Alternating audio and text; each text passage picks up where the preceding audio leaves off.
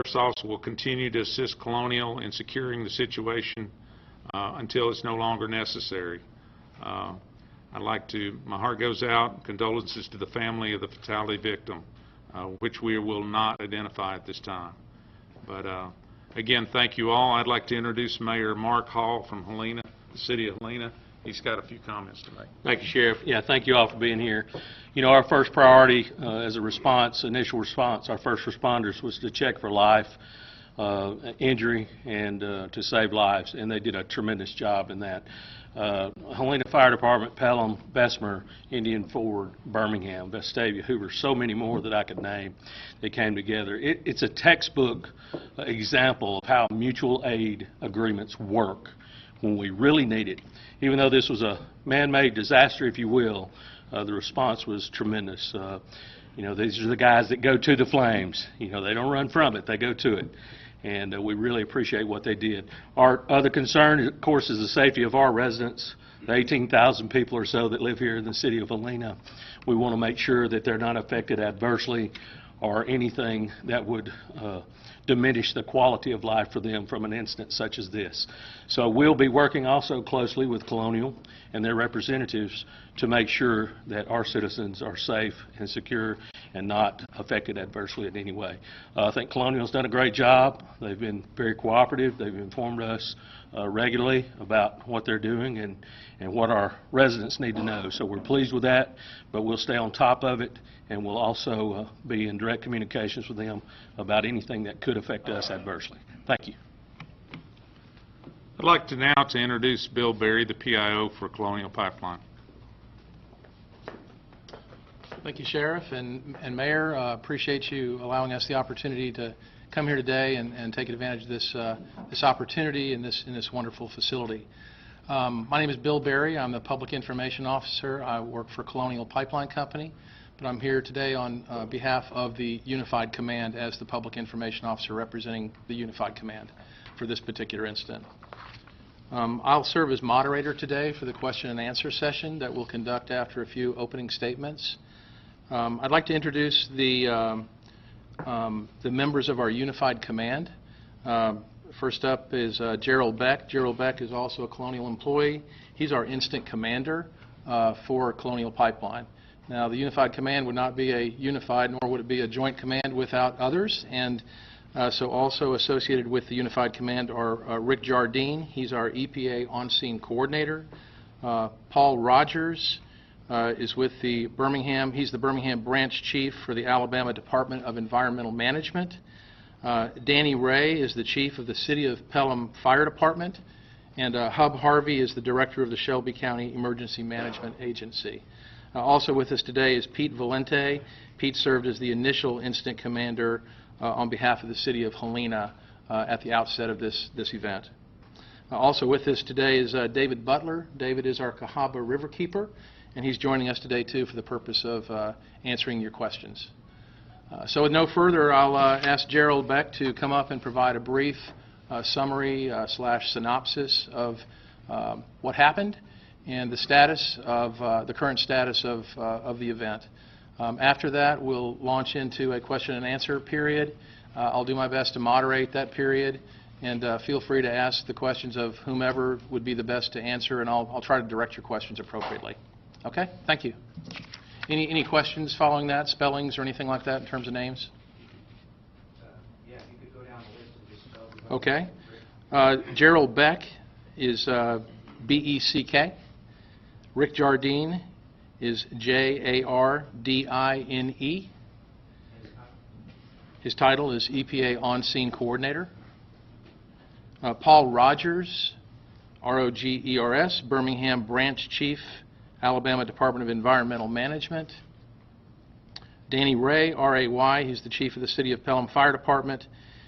Pete Valente, P-E-T-E, V-A-L-E-N-T-E. T-I. Sorry, Pete. Everybody get that? V-A-L-E-N-T-I. And Hub Harvey, H-A-R-V-E-Y. Hub is the Director of the Shelby County Emergency Management Agency. Spell Sheriff, tell me, I'll go to the last name too. I will. John Samaniego. Samaniego, S-A-M-A-N-I-E-G-O.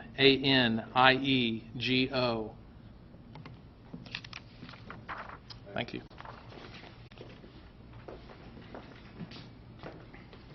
As Bill mentioned, I'm Gerald Beck. I'm the incident commander for Colonial Pipeline. And first, I'd like to echo the comments by the mayor and the sheriff and say thank you for the outstanding effort that the Alabama Forestry Commission, Shelby County emergency responders, and all the mutual aid from the different counties that came together at a tragic accident and a tragic point in time and came together and just did an outstanding job. And we appreciate all of their service and everything that they continue to do working with us in this event. Now, shortly before 3 p.m. on Monday, yesterday, a contract crew was working on Colonial's gasoline pipeline, what we call line number 1. And they experienced an incident when a track hoe that they were using accidentally hit the pipeline, and then the gasoline that was in that line ignited and caused a fire. As a result of that fire, 1 individual has died, and 4 individuals remain in a nearby hospital. And our deepest condolences go to the family of the 1 fatality, and our prayers and thoughts go with those that have been injured and continue to have issues in the hospital. Our top priority is always, at Colonial, always the protection of people, the public, and the people that work on the pipeline and responders that have to respond to an incident if it does occur. We also want to protect the environment. We also want to protect and mitigate any impacts that we have to local businesses or structures or buildings and assets that the public may have in the general area. And then we always want to be transparent in our operations and communicate with all parties, all stakeholders, and all interested entities as we go through our response. To that end, we're working with our contract partner in this particular issue, and we're deploying family counseling and grief counselors to both ourselves at our command center and also over at the hospital where the individuals are, and to the other contract sites that we might have. So we continue to work on that. We also have a second line, line 2, what we call line 2, which transports aviation kerosene, diesel fuel, home eating fuel. That is in the general vicinity of our line 1. And that line was also shut down at the same time our line 1 was shut down yesterday. It was started back up around 11 p.m. last night after we ascertained that the integrity of that system was okay and it was fine to restart. So we started that line back up. So that's back up and operating. And it operates in the same general vicinity in Shelby County as our line 1. The unified command that we spoke to has been set up over at the Valley Elementary School. And it's made up of the EPA, the Shelby County Emergency Management, the Pelham Fire Department, and Colonial Pipeline. And I'd also like to say that OSHA has responded, and they have an ongoing investigation on site now as we speak. And probably for the latest information, you want to go to our website. That's the HelenaColonialResponse.com. So go to the website for the best updated information, and that would be HelenaColonialResponse, no space.com. Just a quick correction, it's Helena.colonialresponse.com. Okay. Thank you. Mr. Beck, Yes. how long before line 1 is back up and running? And follow up to that, what impact do you think that it being down will have on the fuel supply for the East Coast of the United States? That's not really a question for me. My whole focus is the safety of the responders and responding to this particular incident. Supply and demand type of issues are probably better directed. Bill might be able to better direct you to somebody back in our corporate office. I think right now for planning purposes, we're talking about line 1 being down till later this week, probably into the weekend. And that's just an estimate, it's just a guess. This is early on. This is the second day into this. So we still have to get access into the area and look at the pipeline. But for planning purposes, it'd be about a week. And the incident that happened yesterday, a project that was being worked on by those contractors, was that a direct response or a direct project that was linked to the rupture that happened a few weeks ago? It was linked. The two incidents are unrelated, different causes.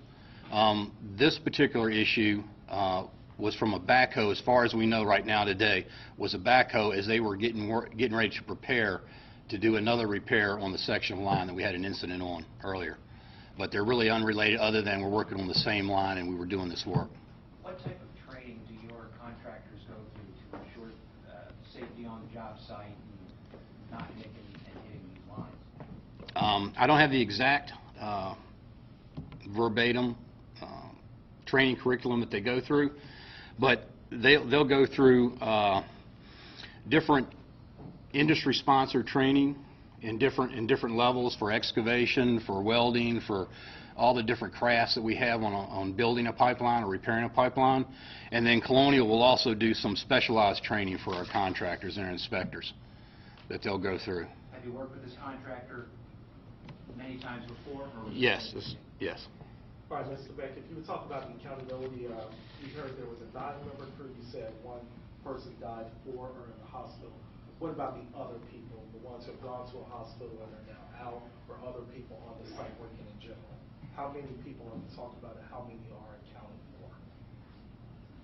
for? As I understand, it was a 9-person crew. I'm not sure I understand your question, Just but 9 in all? yeah, it was just 9 that were involved. The entire So site? So how many? Five were injured and 4 are still in the hospital. 1 was treated and released. Right. Yes. So 1 killed, 5 injured, 4 still in the hospital. That's correct. Yes. There were reports And the other last 3 night are of accounted a for. couple, everybody's accounted for? Yes. Everybody's accounted for. There were reports from witnesses that we have spoken to that said that there was a fire along that pipeline, they saw a fire along that pipeline within the last couple of weeks. Is that true? I don't have any knowledge. I haven't heard that. Don't know. Mr. Beck, we frequently hear about incidents of pipeline rupture, whether it's gas pipelines or water pipelines, typically caused by people who don't have any knowledge that the pipe is there or should have had knowledge but didn't have knowledge. Seems to me like this contractor should have known that this pipeline was there. Could you tell us what you think happened that caused your crew basically to rupture your own pipeline? I really can't speculate on what happened. It's too early. It's under investigation still. There's been some speculation on what might have occurred, but I still don't know. And again, my part in this is just to respond to what's happened, not really so much to speculate on how it could have occurred, but to make sure that everybody that's responding to it is safe, that the public is safe, we take care of air quality, water quality, and put the land back to where it was before. You see how that question might come up, though? I mean, you don't typically do that, right? Rephrase the question? The contractors you typically hire don't breach your own pipes, right? Right. This was a tragic accident. Yeah.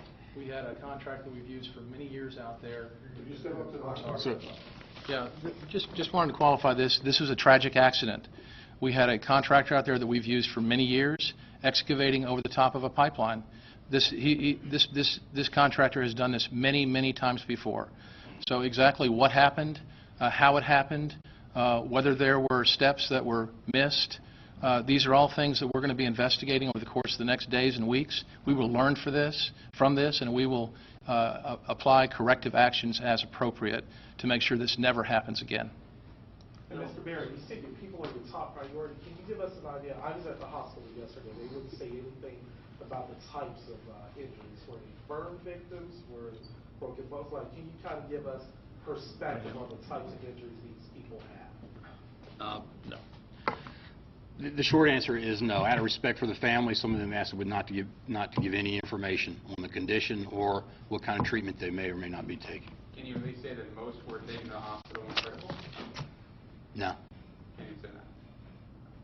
Bill, for Again, those- that's out of respect for the families. Bill, for those of us, working outside the Birmingham area, sort of downstream on the pipeline, when we had the rupture a couple weeks ago, or a couple months ago rather, we saw it out for, a couple weeks. Led to gas shortages and price hikes. Can you give folks a sense of how long it will take to assess and make the repairs, and what your projected impact is on gas supply in Metro Atlanta and beyond? I won't even try to speculate on gas supply in Metro Atlanta and beyond. Just as really kind of a function of how long it does take and what the situation is in those markets today. Also in whatever other actions we can take to potentially mitigate the impact of the situation. So lots of it has to do with when we get out there to actually see what we have to repair, that'll help us to understand more about the timing of that. I would also just mention that several weeks ago, when we were out here for the earlier incident, we faced a situation where it was a kind of a good luck, bad luck. We had a mining retention pond that contained the gasoline that spilled, but that mining retention pond was making it very challenging for our workers to get in there and actually effect repairs. In this particular case, we don't have that situation, so perhaps it's a different situation. That's really all I can say in terms of our timeline, but it will really be a function of how soon we can get in there to take a look at what we have and what the repairs will actually consist of. You obviously had a catastrophic fire out there, which presumably has slowed your ability to make the repair. Do you have any idea when you're actually going to be able to start making the repair, or what needs to happen between now and when the repair starts? Jerry, want to take that? Well, the level of fire right now is going down. The size of the fire is going down. I am hopeful, and again, this is just for planning and looking ahead, that over the next day or two that we can get in and really see what needs to be done, and then we can effect the repair. We're exploring several options depending on what we might find the condition of the pipe to be, and then we'll try to execute one of those options that best fits to get us back up and running as quickly as we can. And again, for planning purposes, we're thinking by sometime this weekend.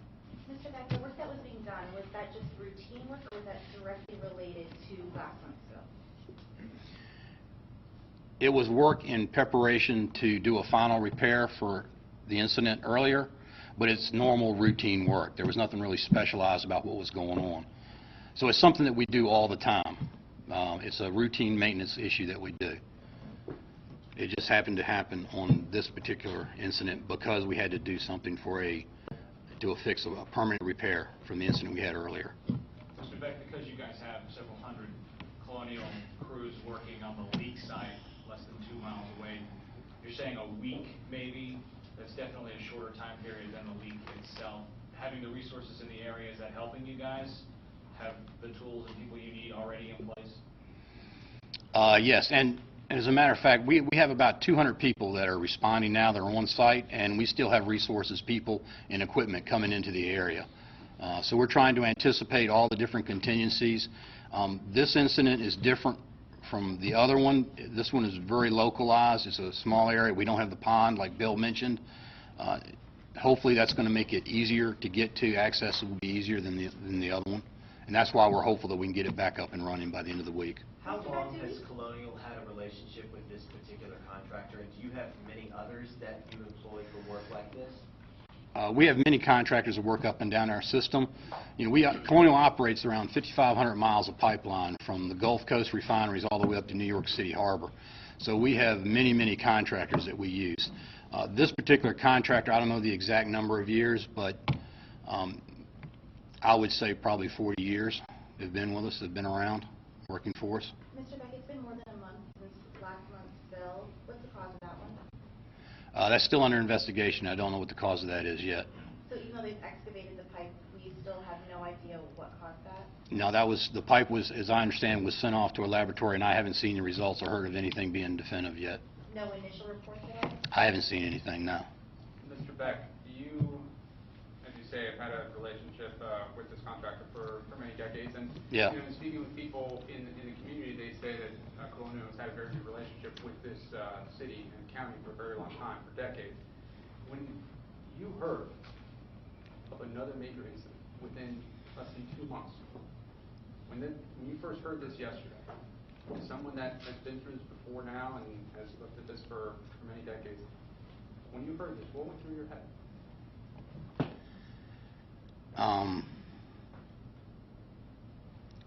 I've been working for Colonial for 38 years. And the contractors that we have are like family. And the first report I heard was that we had people that were critically hurt and sent to the hospital. Nobody at Colonial and none of our contractors want to ever hear that.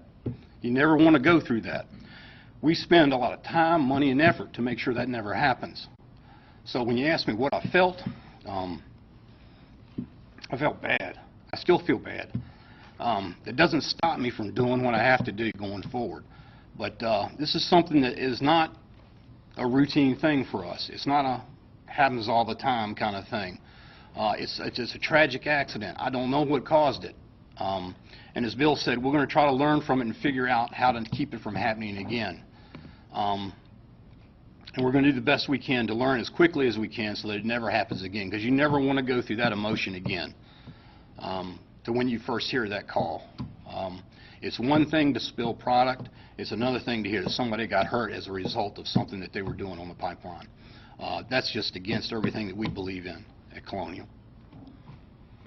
Well, clearly, understandably emotional in our thoughts, with the family of the victim and those still in the hospital. The message that the company has, and Bill, maybe you want to address this to those, millions of Americans potentially impacted while the repairs are done and everything gets back on track as far as gas prices and sort of that unknown. Is there a message of patience or something like that to everybody? Well, yeah, I think patience is a good start. Colonial will also assess what it might be able to do to mitigate the impact. We took some actions last time that we thought were very well thought out, and I think at the end of the day were very timely and effective.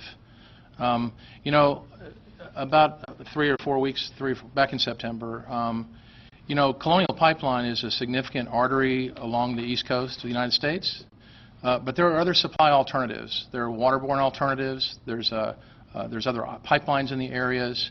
There's local refineries that produce product to serve these markets.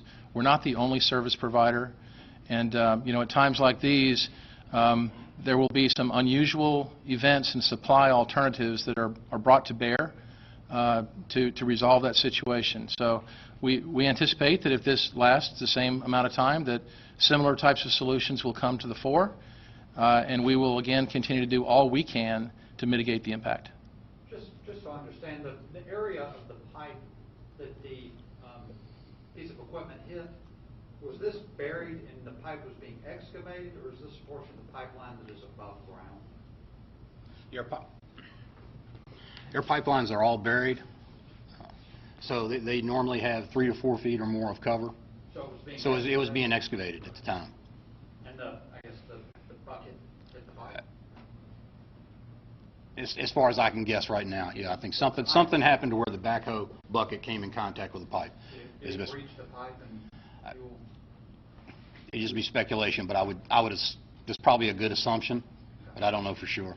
Maybe we'll give you guys a break here for a second. Chief, I wanted to maybe ask, you guys, the first responders who are out there, when y'all are out on a scene like that and you see a can of flame shooting 50 feet in the air, describe the scene and tell us what was going through your mind and how you attacked it. Chief, I'm sorry. I think 50 feet would be a minor description initially. It was, I would say, well over 100 feet initial, the column. Our first focus is to make sure that the people we have on the scene are safe. We don't put anybody in a situation that would cause injury to our personnel. We had a situation yesterday where the fire was contained in a general area. We took measures to fortify that containment, and throughout the time till my last trip out there at 2 a.m. this morning, we had the area secured. And so our main focus, we had resources from 3 different counties. We had almost 40 different agencies represented. We had 150 plus personnel, 140 plus personnel on scene. We staged the majority of those, and we took no action that would cause any impact. But I guess what I'm getting at, really, your experience as a chief in a firefighter, I mean, as far as the things that you've encountered, level of difficulty and challenges, I mean, is this one of the biggest events and more challenging events you've had to deal with? I would say it's one of the biggest events, but the fact that it was contained in a specific area, it was not a difficult, incident to manage. Chief, were you worried with how dry the state has been with such a large fire burning in a very rural part of the area? Yes, and as soon as the response, our fire personnel were responding, we had contacted the State Forest Commission. We had those resources en route. Those resources got on the scene quickly. We actually had some county highway department resources that were actually on another job adjacent to that site. We utilized those resources to put contingency lines around the area to lessen the impact of any forest fires. And everything has been contained in a general area. Chief, when you're out there on the front lines, what's the middle thought process for emotions for you and your men? My main focus is to make sure my folks are safe, and that's my main concern. Knowing these people and having worked with these people for a number of years, the contractors that they use, we developed relationships with them. This was emotional, just like Gerald was saying. It's an emotional moment for us as well. My deputy chief conducted the majority of the hazmat training for this contractor for 25 plus years, and so that was an emotional moment for him when we determined that we had an individual unaccounted for yesterday afternoon. And I'm sure you've been doing this for a long time, but have you ever encountered anything with this much at stake? No. No, this is, the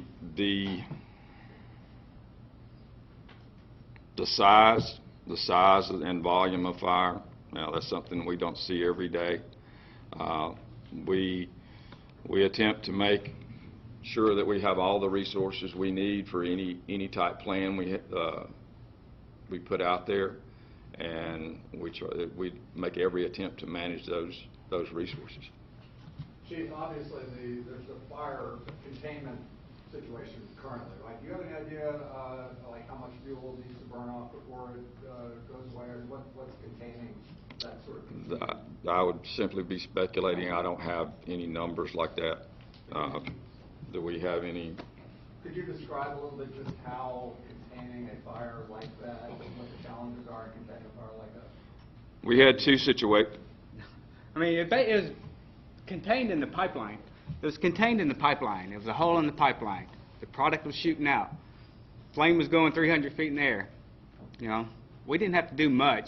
Contained some brush fires around it, and we had the injuries. I was the first one on the scene.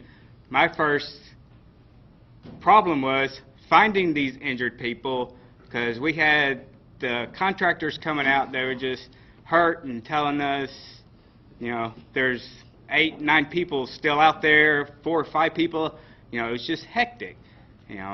My first deal was to keep everybody safe, find these men. The fire's safe. We'd already decided we're just going to let it burn. It was less of a hazard burning than if we put it out.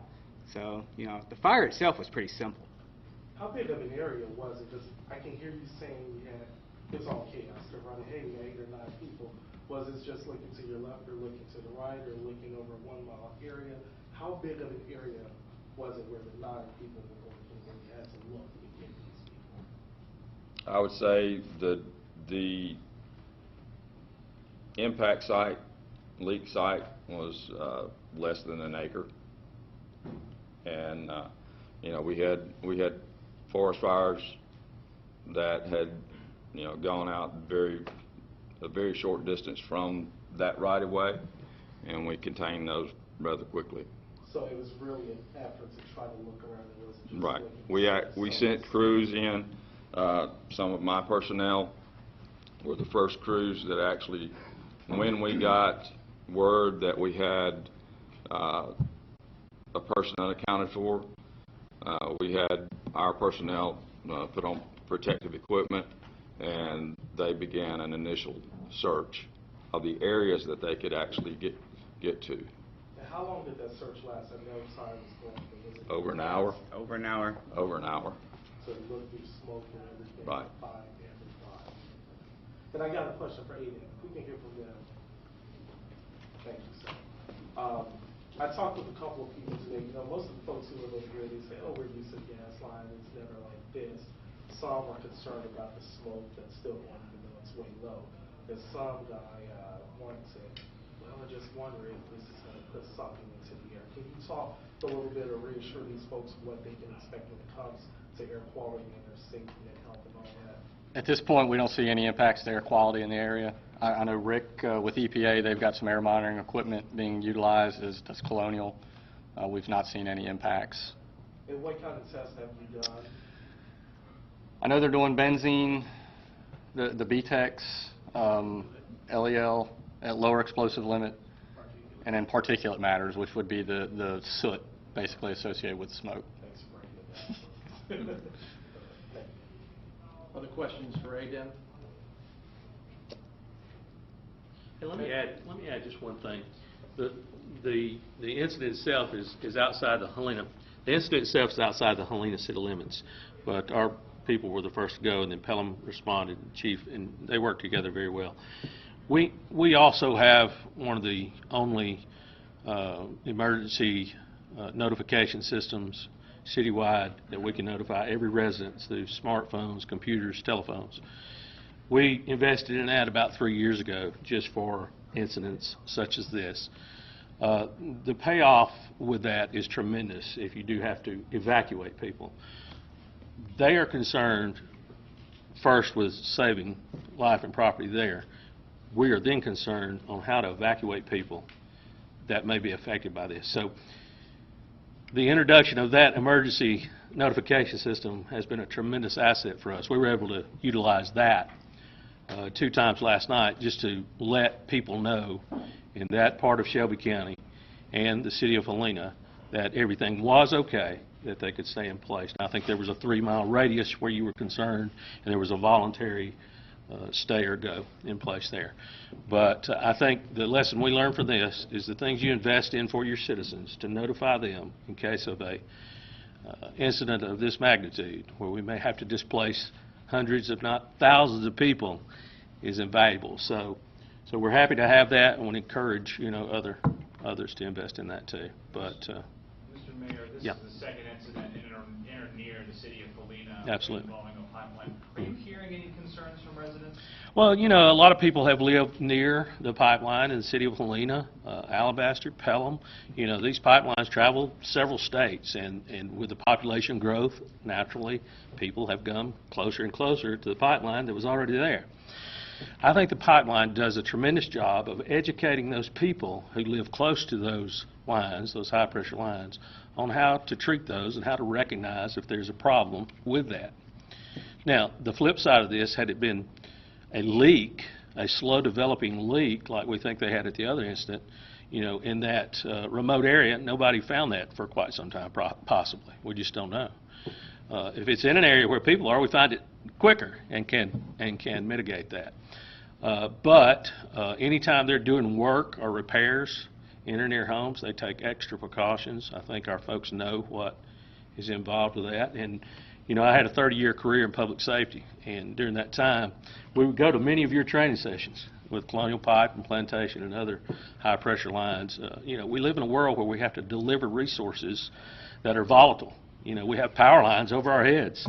We have natural gas to our homes, and we've seen things happen with that. So we have to just educate ourselves and depend on the companies to give us the information we need to stay safe. So we're very pleased with what they're doing to help educate the people that live near those lines. Mr. Mayor, were there any mandatory evacuations in that area, or was it just No mandatory, right, Chief? No mandatory. It was a voluntary 3-mile radius. People were concerned because the location of this, Helena's up on a hill and you can see that plume of smoke for miles. You can see it from Tuscaloosa and parts of Birmingham. So the concern was there, so the public alarm existed. And so that's where our notification system came in to helps people decide what they want to do. So, but we were ready to move people if we had to, and very proud of what they did. Anything else? One question for Yeah. Mr. Beck. You had talked about, or actually I think it was Barry said there were alternatives potentially in order to increase the fuel supply. Pipeline 2 obviously is working. I know it's a kerosene and aviation fuel, home heating fuel situation. Is there any chance that gasoline will end up going through 2 by the time you get one fix? It's a possibility. That's one of the options that we look at. We call that a crossover operation, and we've done that in the past. It just depends on how long we think line 1 will be down. It's just an option that we're considering. We're not considering it right now to do it this week, but it is an option that if we extend out past this weekend, we might be closer to that option. You didn't do that in last month's incident, right? I believe we did. Yes, we did. Yes. We did. And Mr. Beck, you may have just told us this a month ago during the leak, but what type of product is moving through that pipeline? Are we talking a refined gasoline, or is it a more crude product? It's not a crude, it's a refined petroleum. It's the gasoline you put in your car. Crude pipe number 1. Yeah, pipe number 1. Pipe number 1, yeah. Our pipe number 1 is no crude, nothing heavy. Everything's refined petroleum gas. Just an opportunity, perhaps, I know the Cahaba Riverkeeper is here. If there's any questions for David, or David, if you've got a message you'd like to get out. Yeah, we just certainly want to echo the sympathy and concern for the individuals that were hurt in the fatality, and also just express our continued thanks for the people that are out there dealing with the fire in extremely difficult conditions. Certainly disappointed to be standing here again within such a short period of time. I think I've said it lots of times that we're certainly heartbroken that this has happened again, but really, really appreciative of Colonial's effort to include us and allow us to have a voice and input into the way that they protect the river. I think everybody else is here because they have to be, and we're here because we were invited, and that's not something that we typically get. And so, we kind of separate the two issues. Like I said, certainly heartbroken to be here again today, but really appreciative in the faith that they've shown in us to come out and be a part of the response and have an opportunity to protect the river. And some of our response is sort of dictated by the safety of the people working there, and so we certainly don't want to be a distraction or cause extra work for the people who are dealing with the fire, handling injuries, that sort of thing. And so as things settle down, we'll be doing more sampling, spending more time out in the field. I was able to visit the site today briefly. I'll be going back out there this afternoon. At this point, we've seen no impact to the Cahaba River or Shades Creek. We'll be continuing to take water samples indefinitely until we're comfortable that there's no continued risk to the river. It's an extremely sensitive area of the river, and just can't express how fortunate we are to have had 2 incidents of this magnitude and seen no impact on the river. And I think that speaks volumes about the commitment Colonial's made, as well as everybody else that's participated in the response to protect the environment. And just from our standpoint, we've never seen any time that anybody's taken any shortcuts or looked to do something at the expense of the environment. So we're certainly pleased with that. And if anybody has any questions, I'd be happy to answer them. How far is this site from the river? And just what are your concerns looking at it from that standpoint? So the actual leak site is about a mile from the river, about half mile from Shades Creek. Kind of our concerns are if the fire goes out and you start having free gasoline moving across the ground again. There's a number of kind of precautionary measures that have been taken, not just in terms of around the leak site itself, but also on the river. There's been some absorbent boom and hard boom both deployed on the river. They have vac trucks there on site in case something does reach those areas where it's been boomed. There's a berm built below the leak site to kind of prevent any gas from moving down towards the river. And then, fortunately, there's another pond between the leak site and the river itself. So, again, just like the last time, we really won't be comfortable until all the gas is cleaned up, the fire's out, and things are kind of put back together. So, it's amazing that we've had these two incidents. We've had virtually no rain at all through either of the two, and that's really kept the gasoline closer to the site where it spilled, which has done, as much as anything to protect the river. David, how far is this from the leak site? It's about 5 miles from the original, the first incident. Do we know, when was the line 1 and 2, when were they shut down yesterday after, and when did you learn about the incident? You might have better information than me, Bill. Yeah, at 2:55 yesterday afternoon, we had an indication from the site that a line strike had occurred, and of course we also were able to take immediate action within our control center to shut both those pipelines down with receipt of that call. And why exactly was that pipe being excavated?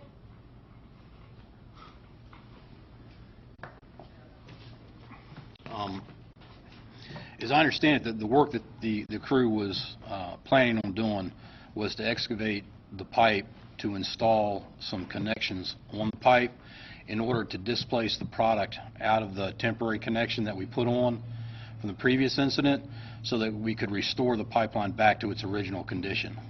So it's something that we do from time to time to cut out a section of pipe and put a new section in. So it's something fairly routine that we do. And as the remainder of this gasoline burns off, how concerning is it that another explosion could happen again? I'm not really concerned of another explosion. It's a controlled burn right now, and as long as there's the one opening in the pipe and it's on fire, it's relatively contained, and the fire department's done a good job of making sure that it stays in that one area. So I really don't have any concerns of a second issue. Do you know how much fuel has burned? No, I do not. We estimate, and we made an NRC call, and we estimated about 4,000 barrels was the total potential that would be available for it. Because there's some of that on the ground, there's still some in the pipe. Yes, there is some residual product that remains in the pipe. So the rest of that volume is volume that has been lost either to evaporation or to the fire itself. We're going to wrap this at this point. Appreciate everyone coming out today. I want to say thanks again to the sheriff and the mayor for hosting this event. I wanted to remind you of a couple of things in terms of communication. Media contact information. Again, this is available on our instance-specific website. Again, that is helena.colonialresponse.com. But for those of you who need that phone number desperately, here it's 678-762-2437. We also have set up a community assistance hotline that we're also advertising via that website. That number is 866-601-5880. And then, of course, if you need an email address for the media relations folks, that's colonialmedia@colpipe.com. Thanks very much.